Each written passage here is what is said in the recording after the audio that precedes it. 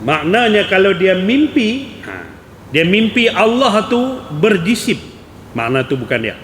Dia mimpi Allah tu berarah, tu bukan dia. Maknanya dia mesti mimpi itu tidak berkaifiat, tidak ada cara dia. Kalau dia duk main habang, semalam aku mimpi Allah segak lah, rupa hidung mancuk, itu bukan dia.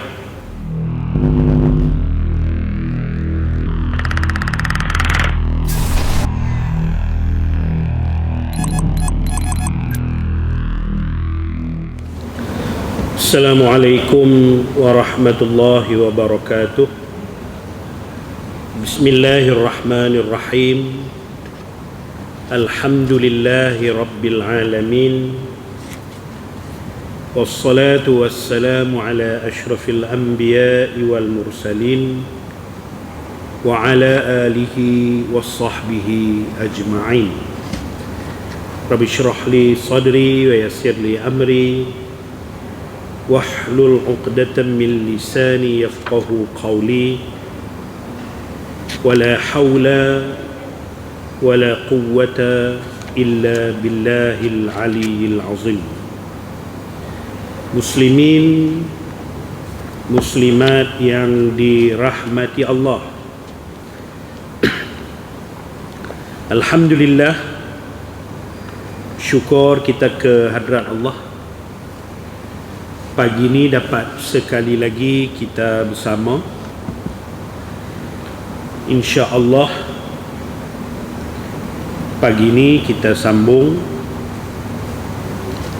kitab kita, kitab Talbisul Iblis. Kita sampai pada bab yang ke-15 pada muka surat 116. Muka surat 116, bab yang ke-15. Asar dipetik daripada kitab Talbisul Iblis lil Auza'i qala ra'aitu Rabbal 'izzati fil manami faqala li ya 'abdar rahman anta allazi ta'muru bil ma'rufi wa tanha 'anil munkar faqultu bi fadlika ya rabbi wa qultu ya rabbi amitni 'alal islami faqala wa 'alas sunnati. Berkata Al-Auza'i, aku telah melihat Tuhanku di dalam tidurku. Kemudian Allah berkata kepadaku, wahai hambaku, adakah kamu manusia yang mengajak manusia ke arah kebaikan dan kamu melarang kemungkaran? Maka aku menjawab, ya, dengan kurniaan dan rezeki yang diberikan olehmu ya Allah. Maka aku berkata, matikalah aku di dalam Islam. Maka Allah Subhanahu wa ta'ala menjawab, dan di atas sunnah, yakni mati dalam keadaan kita mengerjakan Islam. Baik, mari kita tengok syarah dan tahqiq kitab ini. Diriwayatkan Imam Ahmad bin Hanbal pernah berkata, aku telah mimpikan Allah sebanyak 99 kali, dan jikalau aku mimpikan Allah sekali lagi, aku akan minta satu perkara. Dan diriwayatkan bahawa Imam Ahmad bermimpikan Allah sekali lagi, maknanya cukup 100 kali. Ini menjadikan jumlah bilangan mimpi Imam Ahmad bin Hanbal berjumpa Allah sebanyak 100 kali. Imam Ibn Taymiyah berpendapat harus seseorang itu bermimpikan Allah, harus hukum dia. Tetapi ada tetapi tu, jangan mudah kita terkeliru dengan mainan iblis. Tetapi apa yang dimimpikan itu bukan Allah yang hakiki. Dan dia kena cukup syarat dia lah, yang mimpi itu siapa. Dan mimpi bertemu Allah ni bukan Allah yang hakiki. Dan haram mengatakan yang apa yang dilihatnya itu adalah Allah, kerana Allah mustahil dan tidak akan sama sekali menyerupai makhluk. Ini penting dia. Kita berhenti dekat tu dulu. Sekejap lagi kita sambung. Apakah hukum mimpi bertemu Allah? Hukum dia harus. Tapi yang mimpi itu siapa dia? Dia ada siapa dia tu? Orang yang betul-betul mengenali. Maknanya dia berilmu dengan ilmu tauhid sungguh-sungguh. Dia kenal. Sebab itu dalam ni disebut bahawa bukan Allah yang hakiki. Pasal Allah dengan sifat mukhalafatuhu lil hawadis. Allah bersalahan dengan benda yang baharu, dengan makhluk. Maknanya kalau dia mimpi, dia mimpi Allah tu berjisim, makna tu bukan dia. Dia mimpi Allah tu berarah, tu bukan dia. Maknanya dia mesti mimpi itu tidak berkaifiat, tidak ada cara dia. Kalau dia duk main habang, semalam aku mimpi Allah, Allah segak lah, rupa hidung mancuk, itu bukan dia. Pasal kita mengaji dah, sifat Allah apa? Mukhalafatuhu lil hawadis. Itu penting mengaji tauhid. Itu yang penting mengaji tu. Bila kita mengaji, antara sifat Allah mukhalafah, bersalahan. Mukhalafah ni bertentangan, bersalahan, berbeza sungguh, tak ada sama dengan makhluk. Jadi makhluk ni dia ada jisim dia, dia ada ruang dia, dia ada tempat dia, dia ada arah dia. Ni makhluk. Kita makhluk ni ada arah, kanan ke, kiri ke, depan ke, belakang ke. Kita berjisim, kita mengambil ruang, mengambil tempat. Itu makhluk. Allah mukhalafah.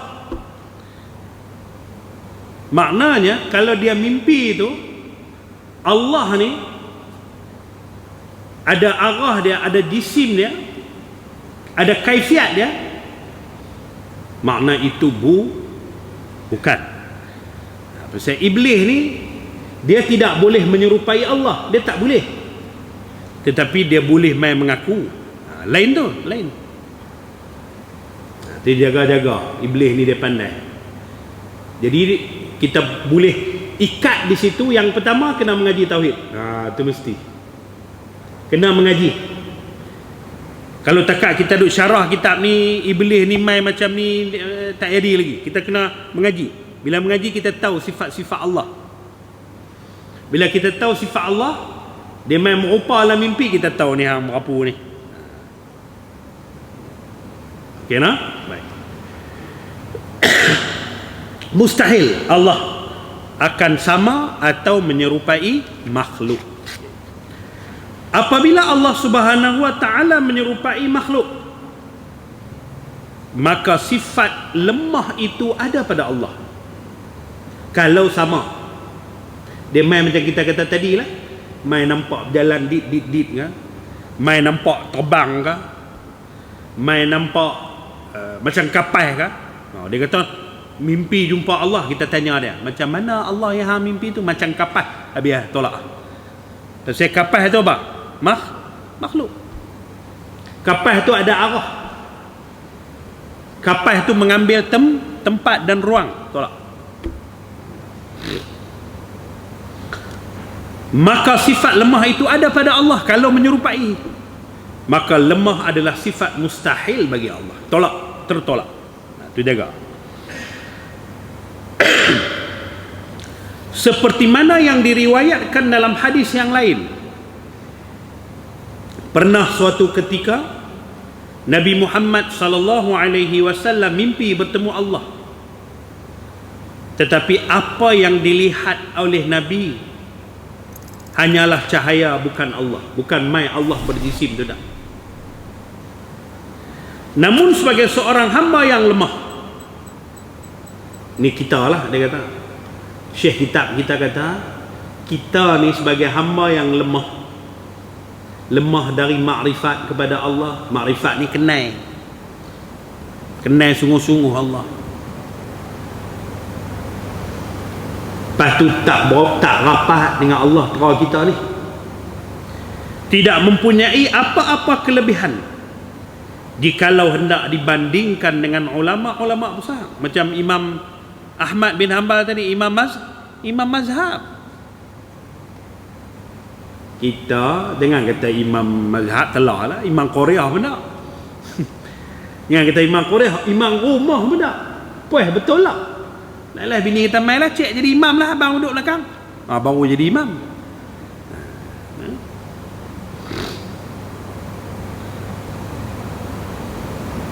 Apatah lagi Nabi, maka kita haruslah berhati-hati dalam mentafsirkan mimpi. Tadi bila ada orang main cerita kat kita, Assalamualaikum Ustaz, malam saya mimpi jumpa Allah. Tak apalah lagi, tanya dia, macam mana yang hantar mimpi itu Allah, macam mana? Segak kata, segak hidung mancung. Tak apalah, hantar pergi balik ngucap lain lah, istighfar banyak, ngucap lain. Pasal dia sebut segak hidung mancung.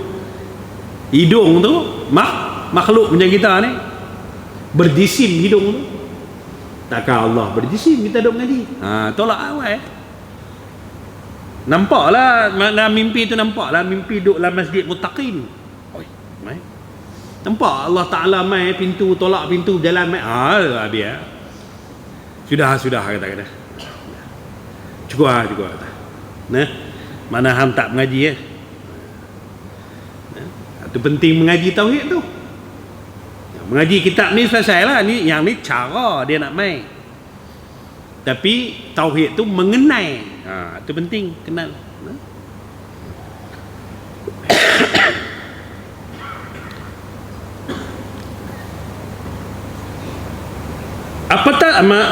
Jikalau kita merasakan bahawa kita bermimpi bertemu dengan Allah, ini kerana apa?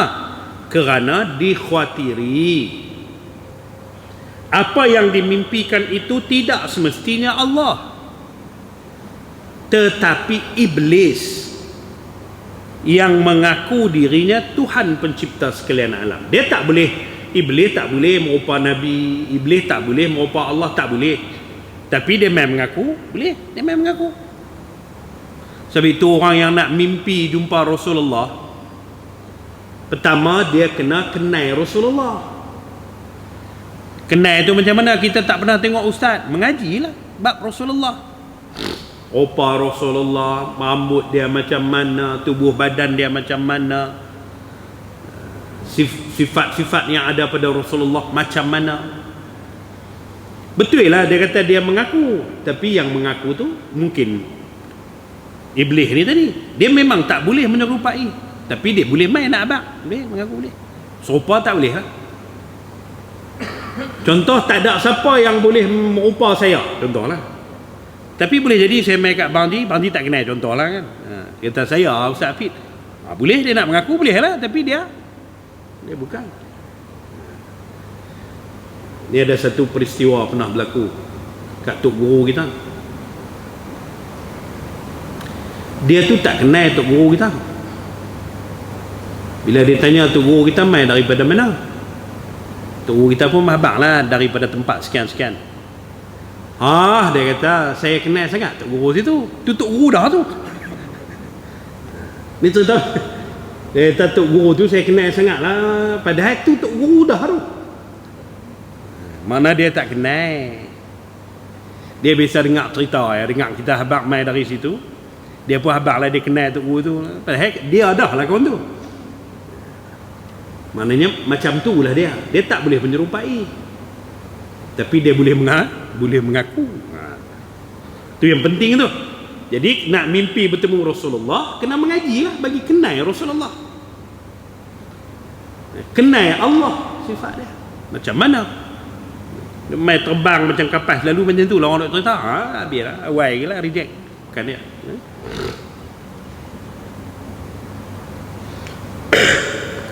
Maka janganlah kita mudah terpedaya dengan bisikan licik tipu daya iblis laknatullah ini. Iblis laknatullah tidak akan mampu menyerupai Allah.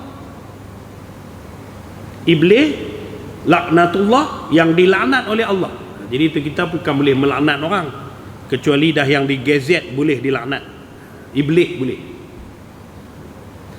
Maka apa yang ia mampu hanyalah, tuan-tuan tengok, dia tak boleh menyerupai, dia tak boleh. Itu kita punya i'tiqad kita.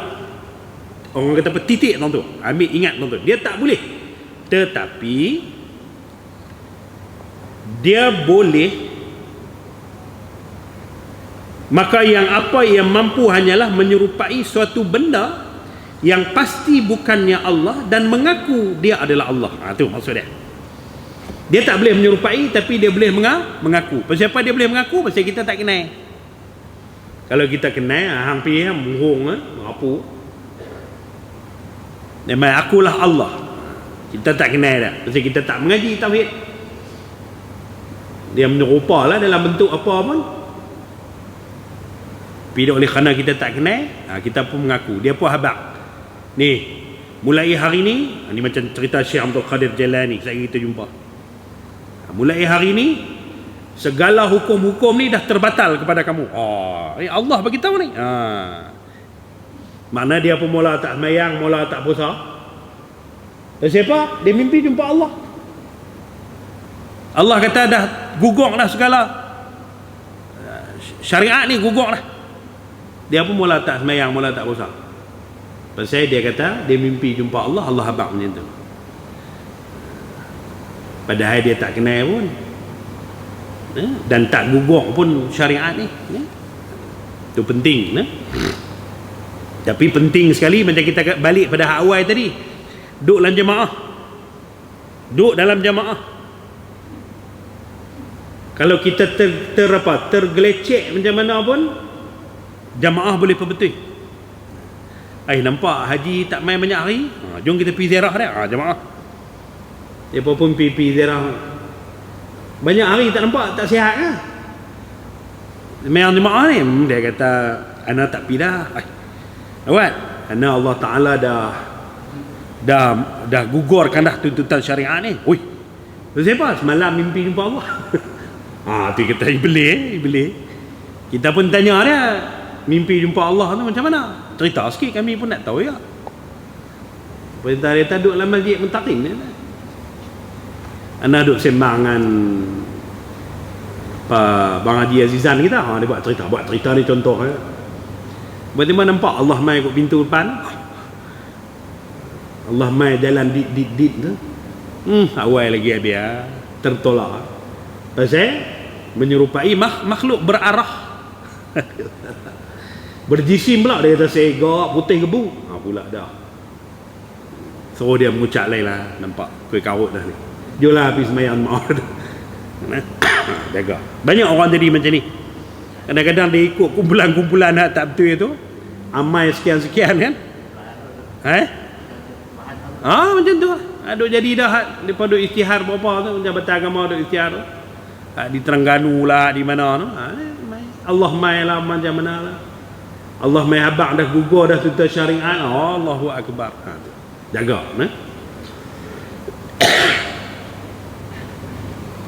Tiada suatu benda pun yang boleh menyerupai Allah.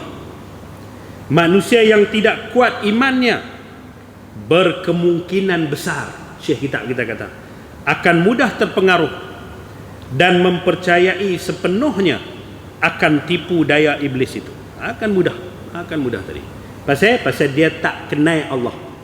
Pasal apa dia tak kenal? Dia tak mengaji sifat-sifat Allah.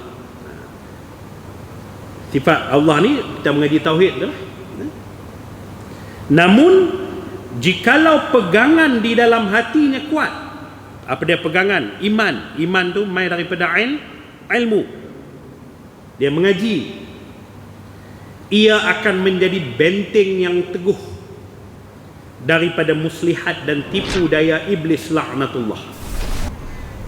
Dan Syekh kitab kita buat mai kisah yang berlaku kepada Syekh Abdul Qadir Al-Jilani, ketua para wali ni. Tok wali ni ketua dia ni. Syekh Abdul Qadir Al-Jilani juga pernah menceritakan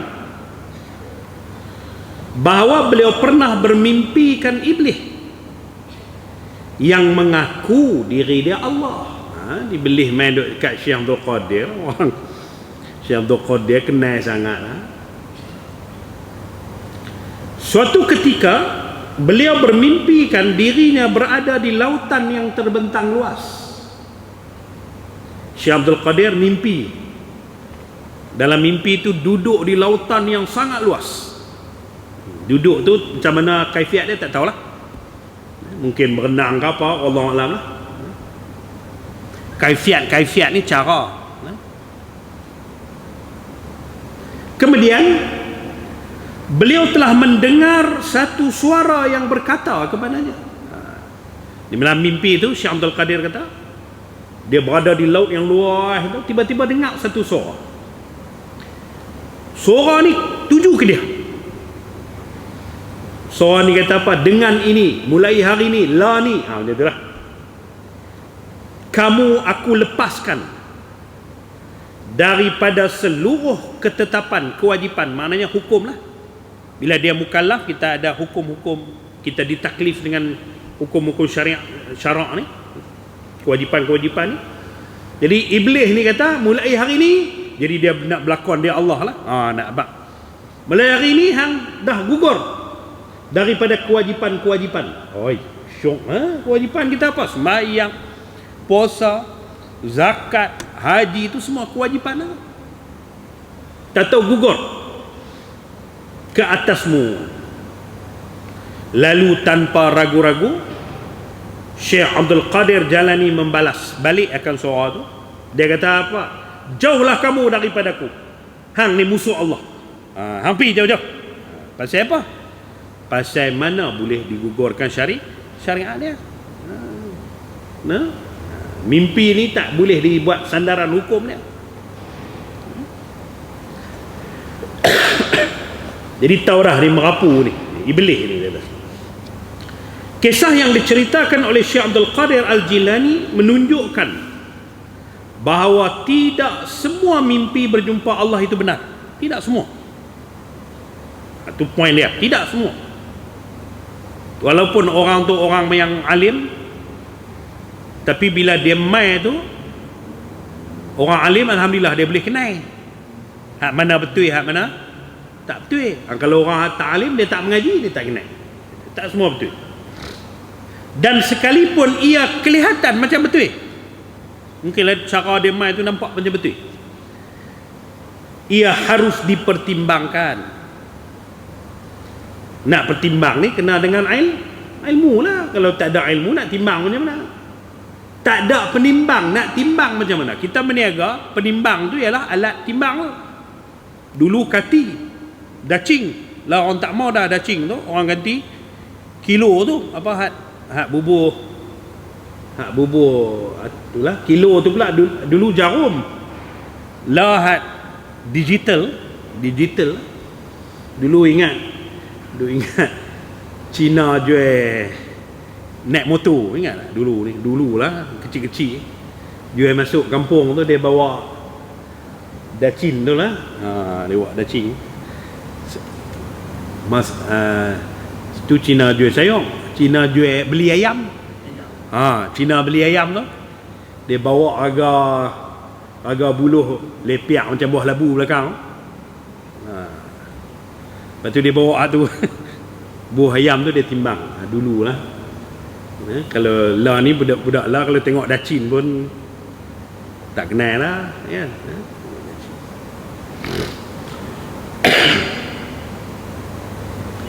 Tapi dulu ni dia bukan cing tu, dia bukan ada dua tu kan, dia satu ya, dia sebelah ya kan, sebelah batu, dia batu sebelah, dia bukan ada dua-dua. Lah ni dia banyak ingat nak dulu-dulu. Pertama ustaz banyak ni ingat dulu-dulu banyak. Cepor. Pergi kedai Cina tu dia tak kira guna kalkulator, dia cepor. Cepor.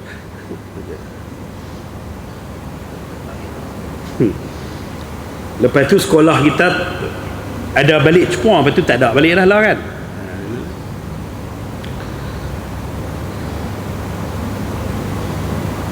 Kisah yang diceritakan, mimpi bertemu Allah tidak boleh dijadikan hujah, tak boleh. Dia dalam satu-satu perkara tak boleh buat main hujah untuk membatalkan hukum atau untuk mengesahkan dan sebagainya. Jikalau ia benar sekalipun, cukuplah untuk diamalkan kepada diri sendiri, bukannya untuk diceritakan kepada orang lain, sekalipun dia adalah seorang ulama. Bukan dia duk pergi cerita nak ubah hukum, tak boleh. Dikhawatiri akan mendatangkan satu sikap yang dipanggil riya. Dan mimpi bertemu Allah tidak boleh dijadikan sandaran untuk sesuatu hukum. Dia mahbak, semalam mimpi jumpa Allah, mayang subuh 4 rakaat. Contohnya meletakkan suatu hukum terhadap sesuatu perkara berdasarkan hukum yang diceritakan di dalam mimpi seorang ulama yang bermimpikan Allah. Tak boleh. Kesimpulannya dia buat. Pertama apa dia? Tidak mustahil seseorang bermimpikan Allah, tak mustahil. Tetapi apa yang dilihatnya itu tidak semestinya Allah yang sebenar-benarnya. Tidak semestinya. Pasal kemungkinan iblis boleh main mengaku. Jikalau Allah berkehendakkan sesuatu, maka amat mudah bagi Allah mengadakannya mengikut kehendaknya. Jadi kita boleh buat kesimpulan, mustahilkah? Tak mustahil. Tetapi hati-hati. Hati-hati itu dengan apa? Ada pertimbangan dia. Pertimbangan tu macam mana? Kena ada ilmu. Nak ada ilmu macam mana? Kena mengaji. Mengaji sifat 20, mengaji tauhid, biar kita kenal sifat-sifat Allah, supaya kalau mimpi macam tu kita boleh mengenali perbezaan dia. Dan bab yang ke-16, percakapan, niat dan amalan yang terbaik adalah bertepatan dengan sunnah. Jadi hari ini tuan-tuan, saya nak minta izin habis Hawaii sikit. Pasal untuk makluman tuan-tuan, semalam makcik kita Bonda Basyariah, isteri kepada almarhum guru kita Syekh Ni'mat Yusof, telah kembali ke rahmatullah. Jadi saat lagi ni akan ada solat jenazah di Derang 10.30. Jadi saya minta izinlah dulu, kali tuan-tuan yang ada ke lapangan, sama-sama kita pergi di Derang. Jadi takat tu lah kot hari ni tarik daripada tak boleh semua, kita tak tinggal semua. Jadi insya-Allah minggu depan kita sambung bab yang ke-16. Jadi Makcik Basyah ni isteri Ustaz Ahmad lah. Sakit lama dah di hospital tu, sebulan lebih dah. Jadi semalam lah dalam pukul 11 lebih tu lah. 11 lebih tu. Meninggal hospital. Jadi nak solat sat lagi lah. Solat di Masjid Derang lah. Baik, kita tangguh kita doain lah. Tangguh dengan tasbih kafarah dan surah Al-Asr.